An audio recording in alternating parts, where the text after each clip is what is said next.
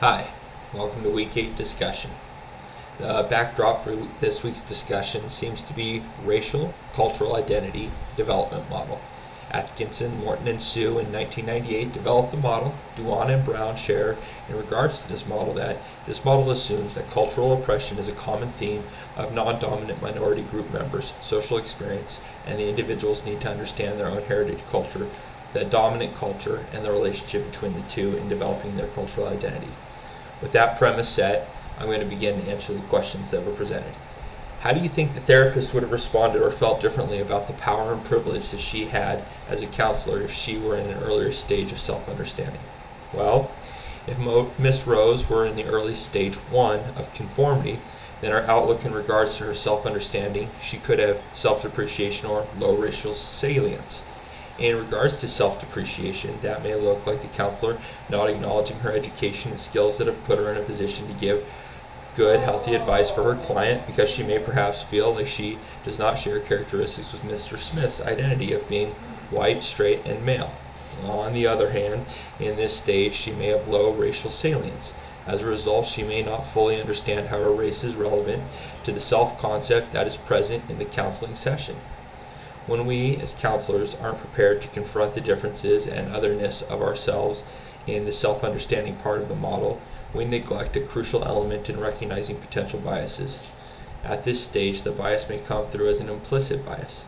Duan and Brown share in our text that social power is distributed according with the dominant group having more power over the subordinate group. The RCID model would share at stage 1, a counselor would have a group appreciation towards a dominant group. What that means to me is that the counselor may favor the dominant group dynamic that the client, Mr. Smith, belongs to. This dynamic could place a power structure that may not be healthy and could potentially be damaging. Miss Rose could assume things like Mr. Brown should have no trouble getting a job again because he is in a dominant group, and that he has an easier time of providing for his family if he just put a little work in, and may ignore other factors that may be present. There may be other issues such as depression or anxiety with the current political climate. Question 2. How similar or different would her responses have been if she were in the later stages of her racial and cultural identity development? One way this dynamic and understanding might change in later stages, such as stage 5, integrative awareness, would be that her attitude would be more self-appreciating. This would have Miss Rose recognizing what's good about herself while also understanding strengths as well as weaknesses in other individuals. If a counselor has a healthy self-appreciation, they should be able to live with the personal appreciation of self without ego or arrogance. If Miss Rose was at this stage, she would be in a better place to recognize the differences her client may have, but not let the influence of her perception of the client's lived experience and how that has shaped Mr. Smith's strengths and weaknesses. In stage 5, it would also be a healthy behavior for Miss Rose to have an attitude of Mr. Smith's dominant group of selective appreciation.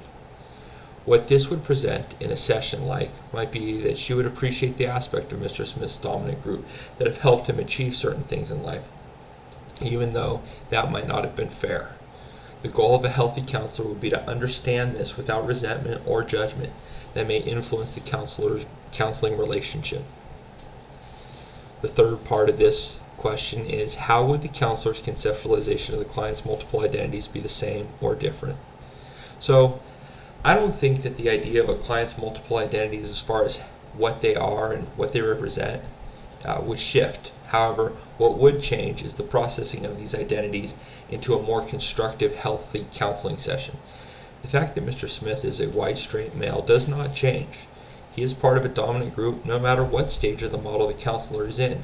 But what does change is how the counselor responds and engages with these differences. As Ms. Rose goes up in the stages through her conceptualization of the groups, she may recognize the identity the client has is not necessarily a positive or negative, it's just an additional aspect that needs to be considered in the session and the treatment process. Thank you for letting me share.